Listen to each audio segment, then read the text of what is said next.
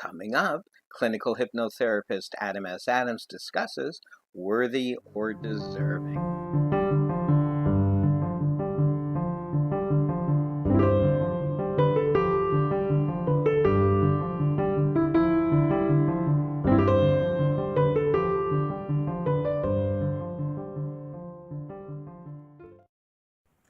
And we're back. Thank you so much, Adam, for coming back to the show again. I'm so honored and grateful. You're sort of a regular, if we want to call it that. Friend of the show. Friend of the show, I love that. You are, amongst many other things, a master hypnotherapist, coach, trainer, single dad, and a mother of three. No, I'm teasing. That's in another life. That's just the pizza. Is it? I thought I heard the doorbell. So yeah, we're having pizza delivered. So I want to sink our teeth into this topic of worthy or deserving because I tackled it some weeks or months ago, depending on when you guys are watching this, at a wellness exhibition that I was thankful to be involved with. And when I spoke about worthy or deserving, I differentiated between the energies and where worthy, the concept of worthiness and deserving are coming from. One is cerebral and one is more emotional. One is cerebral, one is more from the heart, if you will. And then I gave tools, and I spoke about the various levels of the mind, the unconscious mind, that need to be cleaned up, if you will. The trash bin of the mind is a term other people use as far as using meditation or self-hypnosis to heal, or to start at least on the journey of self-healing.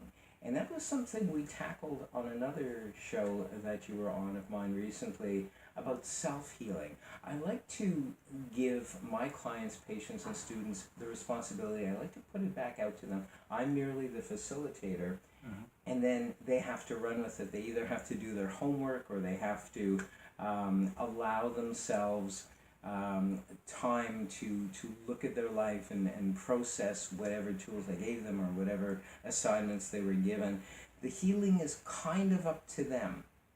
We facilitate it, and that's why I like to call it self-healing, that they heal themselves. We provide the tools, whether it's Reiki or pranic healing, or in my case, the mind treatments or hypnotherapy. In your case, I love NLP.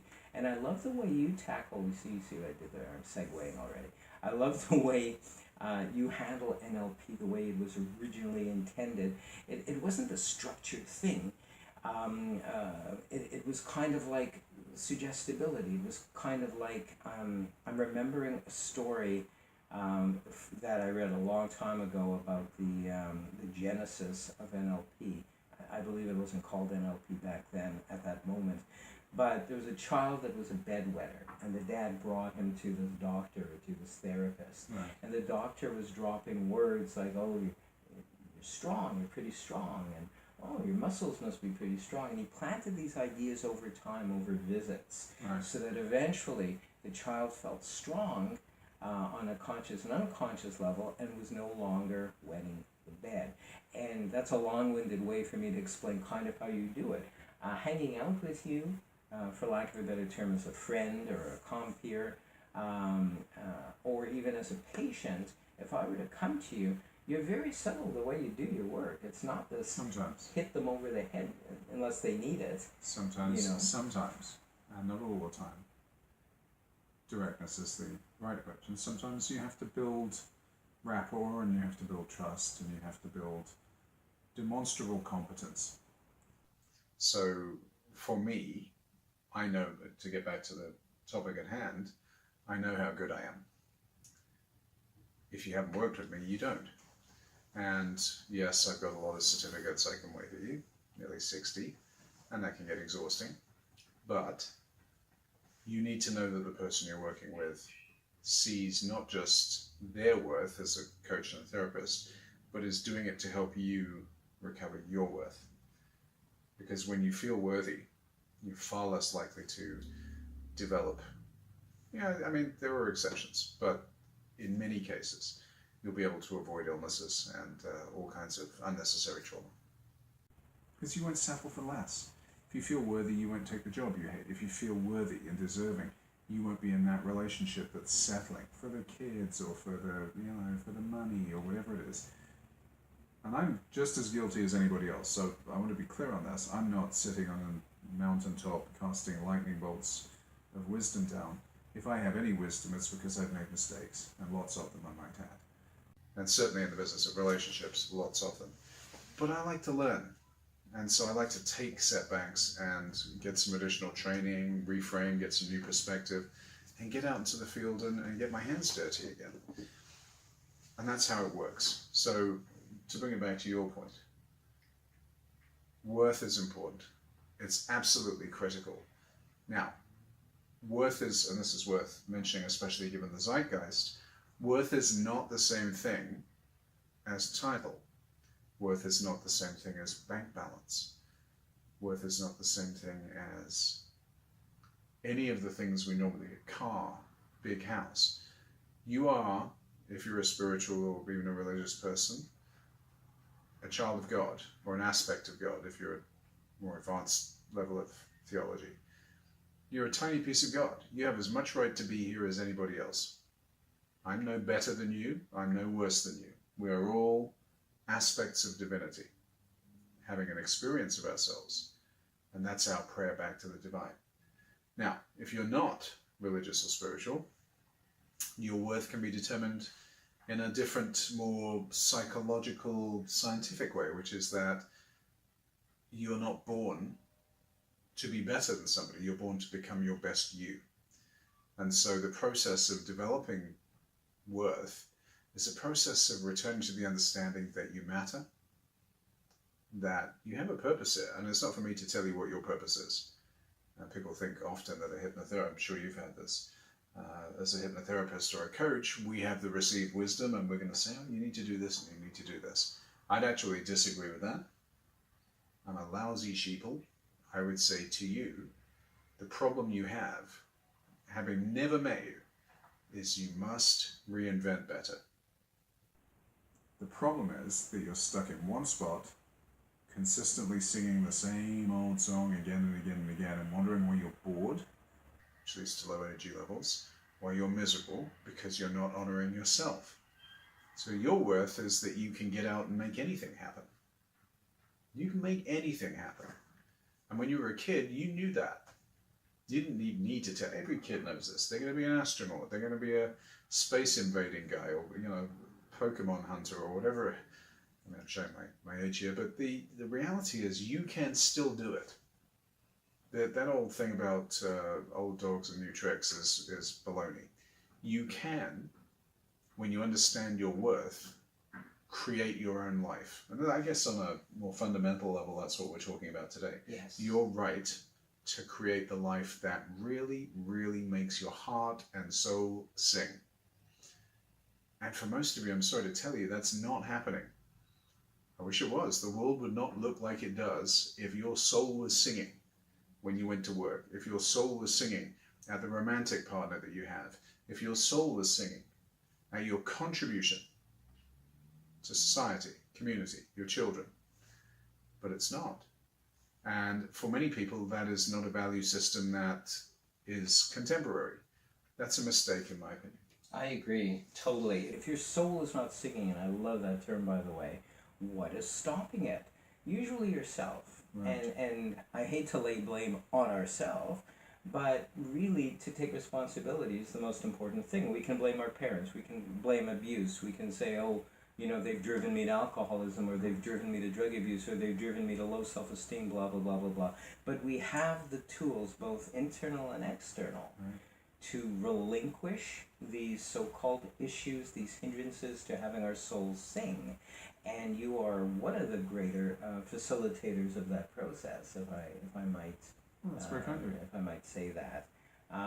You've been very instrumental, both for myself and a few other people that I know, where you, well, I guess to term it this way is fair enough. You kind of wrung it out of me. You kind of, I'll give a subtle way and I'll give a not so subtle way where you helped me to help myself, if you will. And that was the simple idea, most recently, a couple of years ago, of the memes. And for those of you who are not familiar with social media, memes are these sayings that are put up on a nice background on either Instagram or Facebook or Twitter or whatever. And I remember you weren't scolding me, but you were more or less instructing me one day over coffee at... It's provoking me. Provoking, I love that.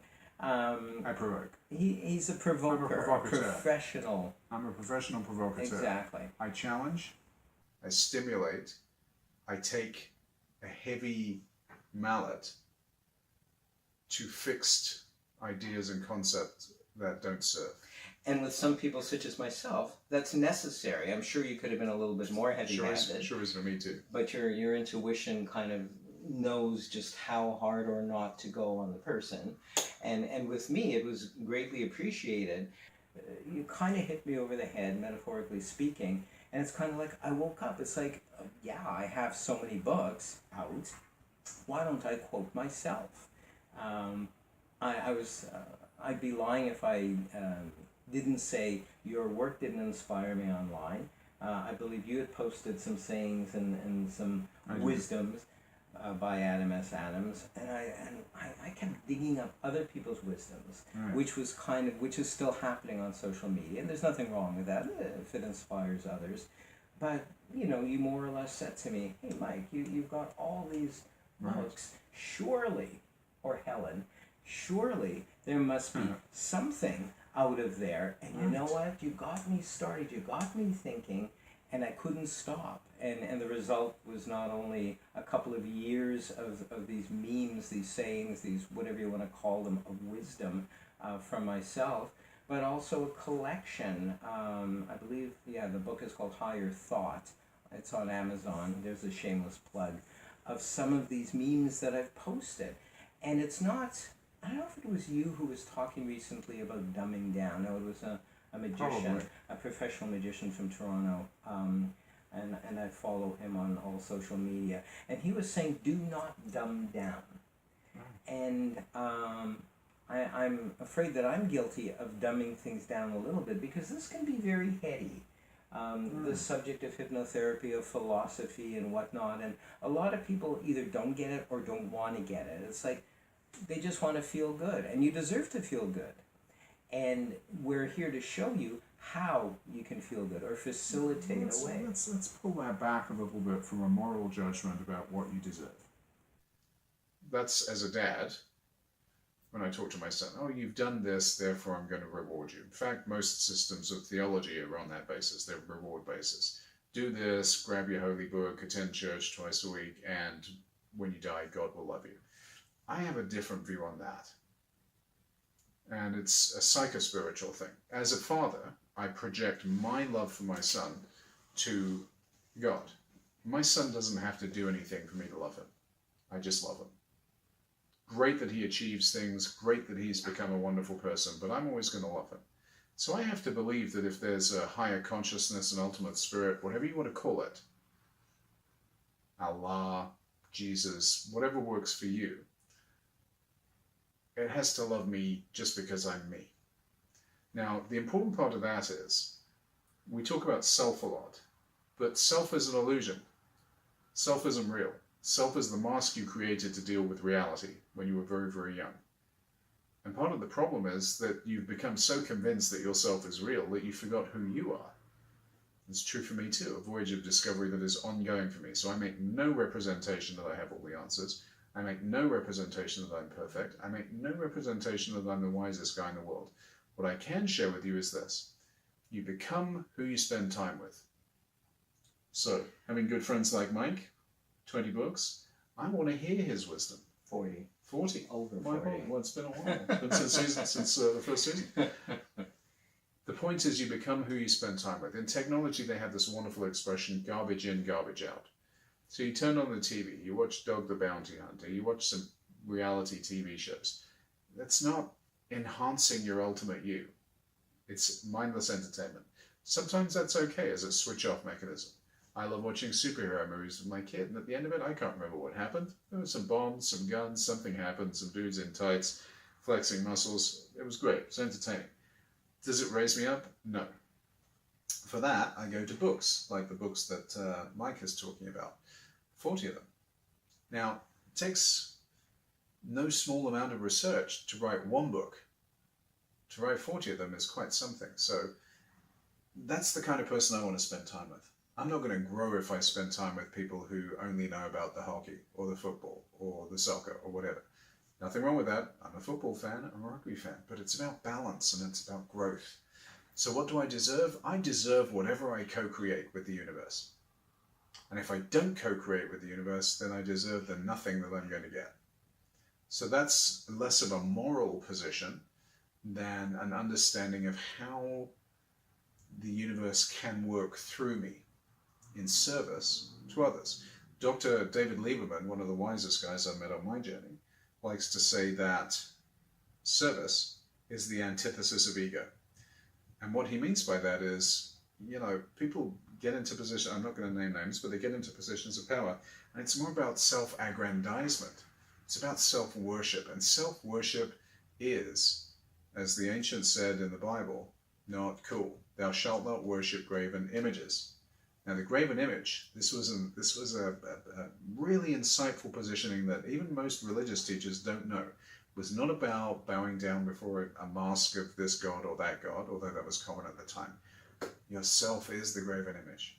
When you're worshipping yourself, you are not able to connect with the ultimate consciousness that can help you live the magnificent life that you secretly crave but have come to believe is no longer attainable. I'm here to tell you it is. Yes, you might need to hire somebody like Mike, and that's a good investment. Or yourself. But it's not, thank you, but it's not an expenditure, it's an investment. When you put money into working with somebody like Mike, or even somebody like me, I think it's very kind of you, it's an investment.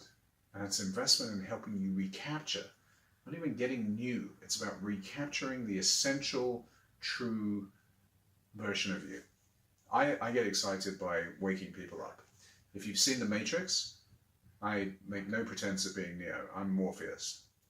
I wake people up. That's what I do. I drag them out of the Matrix into reality, and it hurts sometimes. Let's not kid ourselves. You know this. Learning the truth can be a brutal experience, but it's worth it. Oh, it's worth it. Because it's my truth. Excellent. It's not my absentee father's truth. It's not my mother and her truth. It's not my abusive ex-wife and her truth. The more I recapture my truth, the closer I come to being whole, complete, feeling beautiful in my own skin, feeling lovable. And that's a whole different show that I'm sure you can put together with a whole laundry list of characters. But that's the nature of the beast. You got to recapture the real you. You got to wake up the sleeping giant. And you may need help. Every successful, high-level successful person, no exceptions, successful high-level person in the world has a coach. End of story. Every one of them. In sports, in business, in life, in media. Even a doctor has mentors. You got to get yourself a coach. Now, you may not be able to afford me.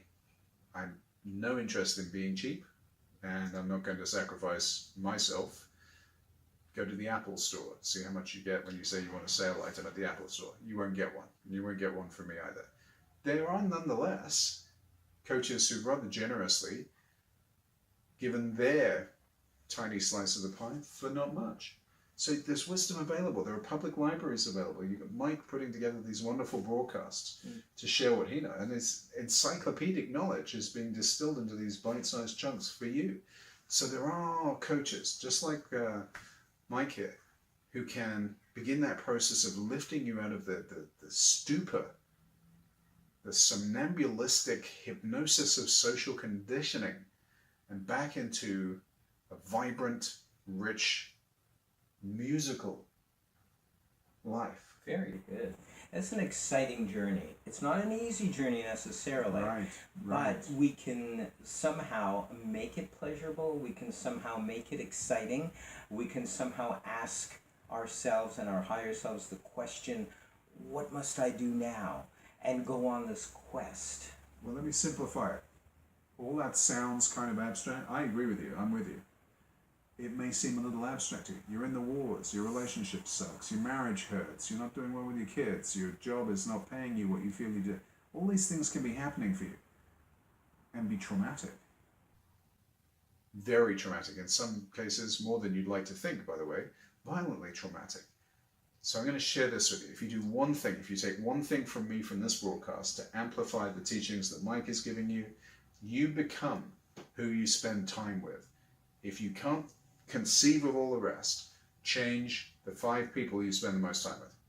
Just that will transform your reality in unique, spectacular, if not supernatural ways. And it's guaranteed. This is a fundamental law of the universe. It's a survival instinct that you must become your environment. Change the people in your environment, change the game. Change the game, change your perception of reality. And co-create joy, co-create abundance, co-create prosperity, co-create health, co-create enthusiasm. And you know this, Mike. You're better educated in theology than I am. The root of the word enthusiasm comes from entheos. Entheos, putting the divine into something. And as you put the divine into something, you don't get tired. Nobody who's living their dream wakes up in the morning and says, oh, I got to go back to bed. People who are frustrated, stymied, blocked, these people are not connecting with their ultimate, truest being. And that's why they're miserable. And the first step is you've got to take a good look around. And maybe you're like, oh, I like Tony Robbins. I'd love to hang out with Tony Robbins, but he's, a multi-billionaire. Great. You don't have to know the man personally to buy his book. You don't have to know the man personally to buy one of Mike's books. You don't have to know the man personally or audios, or, you've got a pretty full suite. It's not the size of the suite, but it's a great suite. The point is that you can get cracking today by picking, whether it's one of my coaches, Steve Chandler, and Maurice Bassett, have an ocean of really great stuff. There's videos, tons of YouTube videos where you're probably watching this as well. A wealth, a treasury of these masterminds, if you will, Right. that you can be with, if not physically, literally, then be inspired by the words and motivated. I've got someone very close to me who changed his life because of videos on YouTube. He started with the law of attraction and all of that sort of thing, and veered into a lot of the more heady philosophical and theological people. So it's all there. We just need to be with them. And I love that term. If you can't physically change your environment, then at least go online, go to YouTube, Google stuff, and how to improve my life, or how to excite my life. And well, you got to be careful in the wording because you may be led to another kind of. The point you're making, and it's an excellent point, Mike, and I'm grateful you're making it to me, much less to the audience. You are who you associate with. Yes, 1,000%. Now we see in contemporary politics. I'm going there.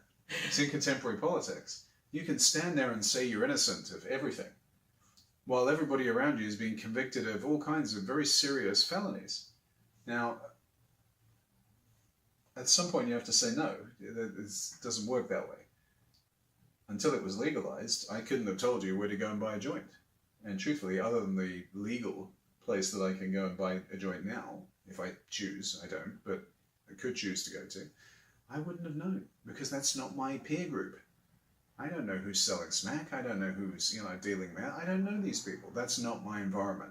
I can tell you 5 coaches, including Mike here, who you should listen to and absorb and meditate on and really just, swim luxuriously in their wisdom in such a way that you can't help but absorb it, transform it into your own wisdom, and change your life. And that's the goal here. That is completely the goal. And sometimes I just want to add to that. Sometimes it can be really subtle too. You can listen to someone and you might think, well, they're not their words, he or she. It's not grabbing you. But if you sit, and I'm going to preach a little bit about meditation because it is transformative. It gets you on so many different levels. Meditation is very much like self-hypnosis. And words and use of words will affect you more, hopefully positively, than you're aware of. So if you're the kind of person that feels they don't have the patience to read, pick out a video on YouTube or somewhere online, or just sit and be still and just focus in upon your brow or third eye area and focus on your breath. And you may go, oh, I can't meditate, or I've tried that, it doesn't do anything. You know what? It really does. But it's so subtle the healing occurs on so many different levels, you won't even necessarily be aware until maybe years later. And then you'll go, holy cow, if I wouldn't have done this or that, and then you'll trace it back maybe to the inklings of the beginnings of when you started meditating or doing yoga, which is fantastic because it's really energy work and it's meditation and action meditation, or as I like my self-defense martial arts, Tai Chi and Qigong and Shaolin cardio kickboxing. All of that strengthens the body, but it also works in conjunction with the mind. And furthermore, I'm going to run with that and say your higher mind, because I like to differentiate between higher and lower mind, which sounds judgmental. But lower mind is just what we think we're aware of, this illusionary physical world. And we live in this world, but if we can have one foot in this world and one foot in our higher mind, and in the thing that I believe we're online with this, that's real, the stuff that's real, which is love, which is compassion, you'll begin to feel love and compassion for yourself. I'm very much simplifying this whole thing. That's the virtue of what you do, Mike. And hopefully we're on our way. We start loving ourselves, we automatically feel love and compassion for others. That's your work as well. Well, in the end, it comes down to this. In this incarnation, you have a finite amount of time. If you are the longest lived person in the world, and the good news is that science has said that the first person to live to 1,000 in the modern era has already been born, congratulations. I think it's me, but if it's not me, congratulations to you. Point being, whether it's 5 seconds or 1,000 years, your time in this incarnation is somewhat finite. And you don't know when the jig is up. And we cruise along in this stupor, assuming that, I'll do it tomorrow. I'll tell that person how much they mean to me tomorrow. How many people are weeping over coffins? Oh, I love this person so much. I wish I told them. I wish I'd done this. I wish I'd done that. Stop. This is where Mike and I might differ, because Mike is a very compassionate and loving coach. I'm a bit more of a, I was a rugby player and I come from that background, and my mentor is a former Army Ranger, so my coaching style is a little bit more, hey, stop it. Tell people you love, that you love them, and tell them today. Take a look, literally write down a list of all the people you spend time with. Figure out who the 5 people who are taking up the biggest chunk of your time are, and take a good look at them.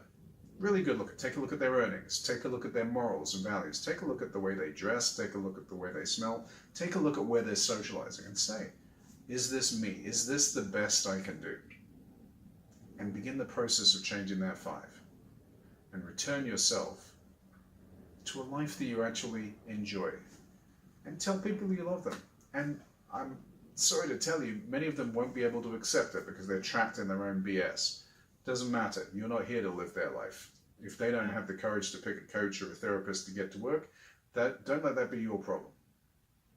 In fact, you don't have to have any problem. You can just look at them and say, I'm here for this job's money. I'm doing this for this reason. This is strategic. But if you're making the assumption that you've got 50 years to work this out, you are missing the point. The time to begin for your life, to live your majestic, magnificent life that one day could be turned into a movie because it's so awesome, is right here, today, right now. And so our challenge to you would be to listen to Mike's Blog Talk Radio, take that information and make the change right now. And if you don't know how, write to Mike. He'll let you know how to get in touch with him. Write him and say, look, this is where I'm at, and no, it's not working for me. This is where I'd like to be. And even if you don't know where you'd like to be, help me understand what's possible. Help me unleash my inner creativity. Help me connect to infinite intelligence and infinite creativity. Help me become my best me. And begin that right here at the end of this show. Words of wisdom. With Reverend Dr. Michael Likey and his many quality guests. Adam S. Adams. It sounds like Mutual Admiration Society, but we really mean this. We really mean this. We care. Pick a therapist. Love. Share love now, because you never know. Our life, our physical life is infinite. Yeah, listen, you weren't born. The real you was not born and cannot die. But you've chosen to be here on some level, right here, right now, to have an experience. And it wasn't so you could get drunk every night. And I've done that. I've lived that life. Meaningless, trite, toxic abuse. I've been there.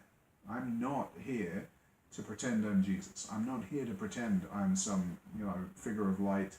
I'm here who's like you, been in the wars. I've been in the mud. I've been bloodied. I've been battered. I've been knocked down. I keep getting up. I'm limpy. I'm gimpy. I'm bruised. I'm sore. I'm tired. You sound like the Seven Dwarfs. Okay, I'm sorry I had to go there. Well, let's get to happy. Let's get to happy. Point being, now is the time. This is the place. No more wasting your life.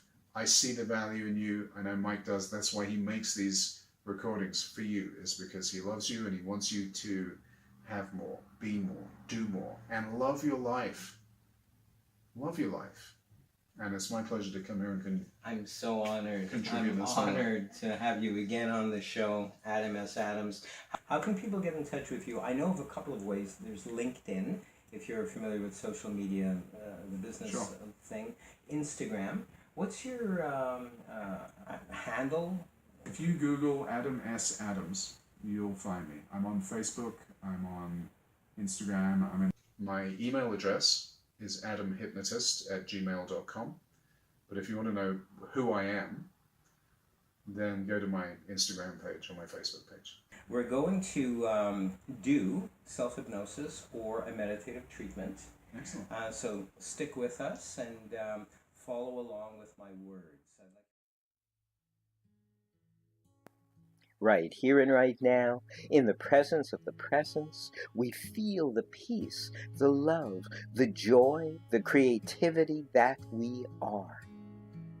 In our awareness of being an individualized expression of the all we proclaim, we affirm and we declare our purity, our perfection is. We are already living a life of God, Almighty God, all prospering God, all joyous. Right here and right now, any former blocks, hindrances, and obstacles to perfection and expressing of perfection are gone, melted away into God's already perfect light. Even now, the sweet perfection of life seeking to express through us as us already is in the mind of the universe. Oh, we feel good about this word, knowing that it is the law of life, the law of the universe, and in gratitude and appreciation we release this word, knowing that it shall, can, will return to us multiplied, never void, for it is law, the law of life. We give thanks that we are already living the law of all that we can be. We let it be so now and unto forevermore. And so it is. And so it is. Amen. Amen. Amen.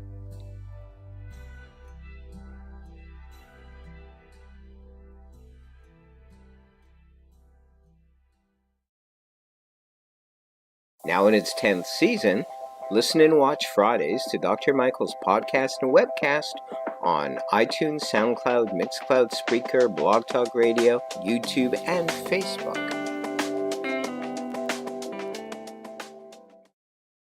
And I'd love to thank you, Mr. Adam S. Adams, for joining us. Most of all, I'd like to thank all of you out there. We're here every Friday at 12:30 p.m. Pacific, 3:30 p.m. Eastern Time. See you all soon.